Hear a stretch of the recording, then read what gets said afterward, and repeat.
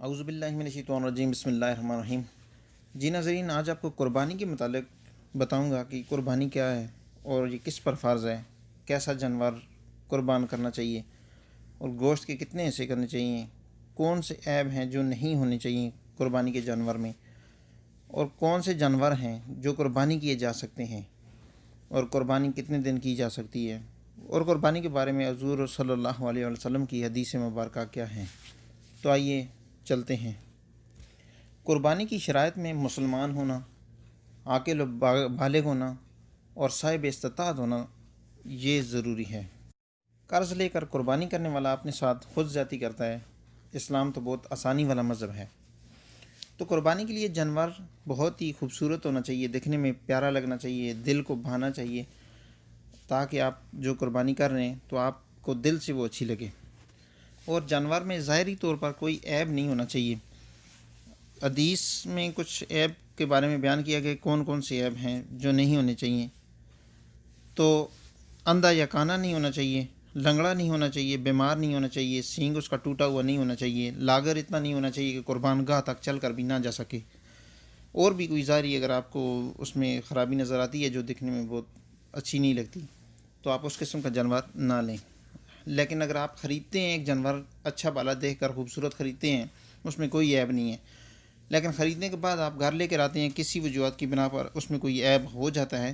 تو آپ اس کو قربانی کر سکتے ہیں۔ قربانی کرنے کے بعد گوشت کے 3 حصے کیے جاتے ہیں۔ ایک حصہ اپنے لیے ہوتا ہے، ایک اقربا کے لیے ہوتا ہے یعنی کہ رشتہ داروں کے لیے، اور ایک غریب و مساکین کے لیے ہوتا ہے۔ تو یہ 3 حصے کرنے چاہیے، اور قربانی 3 دن تک کی جا سکتی ہے، یعنی کہ 10 ذی الحج جو عید کا دن ہوتا ہے، اور 11 ذی الحج اور 12 ذی الحج۔ ہاں البتہ جو افضل قربانی وہ پہلے دن کی ہے، آپ 3 دن قربانی کر سکتے ہیں، اس میں کوئی حرج نہیں ہے۔ حضرت جندب بن سفیان رضی اللہ تعالیٰ عنہ سے روایت ہے کہ میں عید الاضحیٰ کے دن رسول اللہ صلی اللہ علیہ وسلم کے ساتھ تھا۔ ابھی آپ صلی اللہ علیہ وسلم نے نماز سے فارغ ہو کر سلام بھی نہیں پھیرا تھا کہ آپ صلی اللہ علیہ وسلم نے ذبح شدہ قربانیوں کا گوشت دیکھا کہ نماز عید سے فارغ ہونے سے پہلے ہی ذبح کر دیا گیا۔ تو آپ صلی اللہ علیہ وسلم نے فرمایا، جس آدمی نے اپنی نماز یا نماز سے قبل قربانی ذبح کر لی ہے،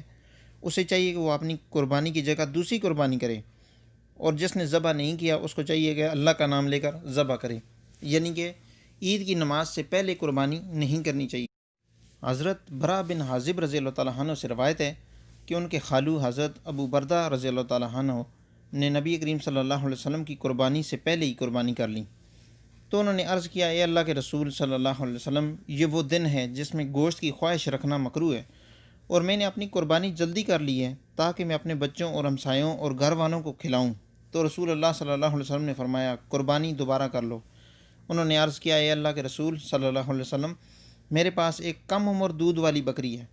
وہ گوشت کی 2 بکریوں سے بہتر ہے۔ تو آپ صلی اللہ علیہ وسلم نے فرمایا، یہ تمہاری دونوں قربانیوں میں بہتر ہے، اور اب تمہارے بعد 1 سال سے کم عمر کی بکری کسی کے لیے جائز نہیں ہوگی۔ یعنی کہ ان صحابی رضی اللہ تعالیٰ عنہ کو آپ صلی اللہ علیہ وسلم نے 1 سال سے کم بکری قربان کرنے کی اجازت دی تھی، لیکن باقیوں کے لیے یہ حکم نہیں ہے۔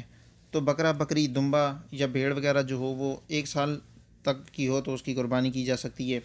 گائے یا بچڑا وغیرہ جو 2 سال کا ہو یا 2 سال سے زائد ہو تو اس کی قربانی کی جا سکتی ہے۔ اونٹ کی مدت جو ہے وہ 5 سال ہے، تو 5 سال کا ہو جائے تو پھر اس کی قربانی کرنی چاہیے۔ حضرت برا بن حازب رضی اللہ تعالیٰ عنہ سے روایت ہے، وہ فرماتے ہیں کہ رسول اللہ صلی اللہ علیہ وسلم نے فرمایا، آج کے دن ہم سب سے پہلے نماز پڑھیں گے، پھر واپس جا کر قربانی کریں گے، تو جس نے اس طرح کیا اس نے ہماری سنت کو پا لیا، اور جس آدمی نے پہلے ذبح کر لیا تو یہ گوشت ہے جس کو انہوں نے اپنے گھر والوں کے لیے تیار کیا ہے، اس کا قربانی سے کوئی تعلق نہیں ہے۔ اور حضرت ابو بردہ بن نیاز رضی اللہ تعالیٰ عنہ اس سے پہلے ذبح کر چکے تھے۔ انہوں نے کہا، میرے پاس ایک 6 ماہ کی بکری ہے جو 1 سال کی بکری سے بہتر ہے۔ تو آپ صلی اللہ علیہ وسلم نے فرمایا، تم اس کو ذبح کر دو، اور تمہارے بعد یہ کسی اور کے لیے جائز نہیں ہوگا۔ حضرت انس رضی اللہ تعالیٰ عنہ سے روایت ہے کہ رسول اللہ صلی اللہ علیہ وسلم نے 2 گندمی رنگ کے سینگوں والے مینڈوں کی قربانی کی۔ مینڈے یا دمبا بھی بول سکتے ہیں ہم کو۔ حضرت انس رضی اللہ تعالیٰ عنہ فرماتے ہیں کہ میں دیکھ رہا تھا کہ آپ صلی اللہ علیہ وسلم نے ان کو اپنے ہاتھ سے ذبح کر رہے تھے، اور میں دیکھ رہا تھا کہ آپ صلی اللہ علیہ وسلم نے ان کے پہلوؤں پر اپنا قدم رکھ کر بسم اللہ اللہ اکبر کہا، یعنی کہ جو بھی قربانی کرے تو وہ تکبیر ضرور کہے، بسم اللہ اللہ اکبر۔ اگر بنا تکبیر کے کوئی ذبح کر دے گا تو وہ حرام ہو جائے گی، حلال نہیں ہوگی۔ حضرت رافع بن خدیج رضی اللہ تعالیٰ عنہ سے روایت ہے کہ میں نے عرض کیا، اے اللہ کے رسول صلی اللہ علیہ وسلم، ہم کل دشمن سے مقابلہ کریں گے اور ہمارے پاس چھریاں نہیں ہیں۔ آپ صلی اللہ علیہ وسلم نے فرمایا، جس چیز سے بھی خون بہہ جائے جلدی کرنا، جس چیز پر بھی خدا کا نام لیا جائے اس کو کھا لو، سوائے دانت اور ناخن کے، ان سے ذبح نہ کیا جائے، یعنی کہ دانتوں سے یا ناخن سے کسی چیز کو ذبح نہیں کرنا چاہیے۔ اور میں عنقریب تم کو بتاؤں گا، دانت تو ہڈی ہے اور ناخن حبشیوں کی چھری ہے۔ حضرت رافع کہتے ہیں کہ ہمیں مال غنیمت میں اونٹ اور بکریاں حاصل ہوئیں، تو ان میں سے ایک اونٹ بھاگ گیا، ایک آدمی نے اس کو تیر مارا اور اس کو روک دیا۔ رسول اللہ صلی اللہ علیہ وسلم نے فرمایا، ان اونٹوں میں سے بعض اونٹ وحشی ہوتے ہیں، اگر ان میں سے کوئی اونٹ تمہاری گرفت میں نہ آئے تو اس کے ساتھ ایسا ہی کرو، یعنی کہ اس طرح بھی آپ زخمی کر کے بھی اس کو قربانی کر سکتے ہیں۔ عبداللہ بن واقب رضی اللہ تعالیٰ عنہ سے روایت ہے، وہ فرماتے ہیں کہ رسول اللہ صلی اللہ علیہ وسلم نے قربانیوں کا گوشت 3 دنوں کے بعد کھانے سے منع فرمایا ہے۔ حضرت عبداللہ بن ابی بکر رضی اللہ تعالیٰ عنہ فرماتے ہیں کہ میں نے حضرت عمرہ رضی اللہ تعالیٰ عنہ سے اس کا تذکرہ کیا تو انہوں نے کہا کہ عبداللہ بن واقد رضی اللہ تعالیٰ عنہ نے سچ کہا ہے۔ میں نے حضرت عائشہ رضی اللہ تعالیٰ عنہ کو فرماتے ہوئے سنا کہ آپ فرماتی تھیں کہ رسول اللہ صلی اللہ علیہ وسلم کے زمانے میں عید الاضحیٰ کے موقع پر کچھ دیہاتی لوگ آ گئے تھے، تو رسول اللہ صلی اللہ علیہ وسلم نے فرمایا، قربانی کا گوشت 3 دن تک ذخیرہ کرو، پھر جو بچے گا اس کو صدقہ کر دو۔ پھر اس کے بعد صحابہ کرام رضی اللہ تعالیٰ عنہ نے عرض کیا، یا رسول اللہ صلی اللہ علیہ وسلم، لوگ اپنی قربانیوں کی کھالوں سے مشکیزیں بناتے ہیں اور ان میں سے چربی بھی پگھلاتے ہیں، تو رسول اللہ صلی اللہ علیہ وسلم نے فرمایا کہ اور اب کیا ہو گیا ہے؟ صحابہ رضی اللہ تعالیٰ عنہ نے عرض کیا، آپ صلی اللہ علیہ وسلم نے 3 دنوں کے بعد قربانیوں کا گوشت کھانے سے منع کیا ہے، تو آپ صلی اللہ علیہ وسلم نے فرمایا، میں نے ان محتاجوں کی وجہ سے منع کیا تھا جو اس وقت آئے تھے، لہٰذا اب کھاؤ اور جو کچھ ذخیرہ کرو اور صدقہ کرو، یعنی کہ آپ قربانی کا گوشت جتنے دن چاہے رکھ سکتے ہیں۔ پہلے تو آپ صلی اللہ علیہ وسلم نے 3 دن کے بعد رکھنے سے منع کیا تھا، لیکن بعد میں اس کی اجازت دے دی تھی، اس کے لیے آگے حدیث آئے گی، آپ کو سناتا ہوں۔ حضرت عبداللہ بن بریدہ رضی اللہ تعالیٰ عنہ اپنے والد سے روایت کرتے ہوئے فرماتے ہیں کہ رسول اللہ صلی اللہ علیہ وسلم نے فرمایا، میں نے تمہیں قبروں کی زیارت سے منع کیا تھا، اب تم قبروں کی زیارت کر لیا کرو، اور میں نے تمہیں 3 دنوں سے زیادہ قربانیوں کا گوشت کھانے سے منع کیا تھا، اب تم گوشت کو رکھو جب تک تم چاہو، اور میں نے تمہیں مشکیزے کے علاوہ باقی تمام برتنوں میں نبیذ کے استعمال سے روکا تھا، تو اب تم تمام برتنوں میں پی لیا کرو، البتہ نشاور چیزوں کو مت پیو۔ تو اس سے یہ ثابت ہوتا ہے کہ حضور صلی اللہ علیہ وسلم نے پہلے جو قربانیوں کا گوشت 3 دن تک رکھنے کی صرف اجازت دی تھی، بعد میں انہوں نے اس کی اجازت دے دی کہ آپ جب تک چاہیں رکھ سکتے ہیں۔ حضرت ام سلمہ رضی اللہ تعالیٰ عنہ سے روایت ہے کہ نبی کریم صلی اللہ علیہ وسلم نے فرمایا، جب ذی الحج کا حشرہ داخل ہو جائے تو جس آدمی کے پاس قربانی ہو اور وہ قربانی کرنے کا ارادہ رکھتا ہو، وہ اپنے بالوں کو نہ کاٹے اور نہ ناخنوں کو تراشے،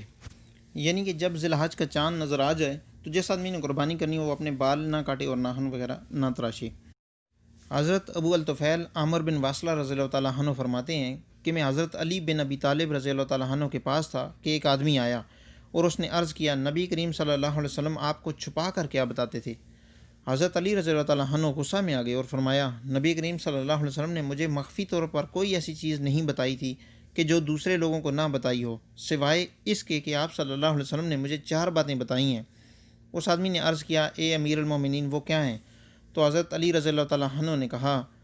کہ آپ صلی اللہ علیہ وسلم نے فرمایا، جو آدمی اپنے والد پر لعنت کرے اس پر اللہ کی لعنت ہے، اور جو غیر اللہ کے لیے ذبح کرے اس پر اللہ کی لعنت ہے، اور جو آدمی کسی بدعتی کو پناہ دے اس پر اللہ کی لعنت ہے، اور جو آدمی زمین کے نشانات کو مٹائے اس پر بھی اللہ کی لعنت ہے، یعنی کہ غیر اللہ کے لیے ذبح کرنے والے پر بھی اللہ کی لعنت ہے۔ جس طرح سے آج کل ہم لوگ مزاروں پہ جاتے ہیں کہ میں نے فلاں بابا کے لیے ایک بکرا منت کی ہوئی ہے، تو یہ غیر اللہ کے آستانے پہ جا کے ذبح کرنا، یہ اللہ تعالیٰ کی ان پر لعنت کا حدیث بیان کی گئی، حدیث میں بیان کیا گیا کہ ان لوگوں پر اللہ کی لعنت ہے جو غیر اللہ کے لیے ذبح کرتے ہیں، اور زمین کے نشانات مٹانے والوں پر بھی اللہ کی لعنت ہے، وہ لوگ جو اپنی زمین کی حدوں کو بڑھاتے ہیں، یعنی کہ ایک بندے کی 5 مرلہ کی زمین پہ نشانات لگے ہوئے ہیں، وہ اس کو بڑھا کے 6 مرلہ پہ اپنے نشانات لگا لیتا ہے، تو ان پر بھی اللہ کی لعنت ہو۔ تو ناظرین، یہ چند احادیث قربانی کے حوالے سے آپ کے سامنے پیش کی ہیں۔ اللہ پاک ہم سب کو ان پر عمل کرنے کی توفیق عطا فرمائے۔ وما علینا الا البلاغ۔ جزاک اللہ خیر۔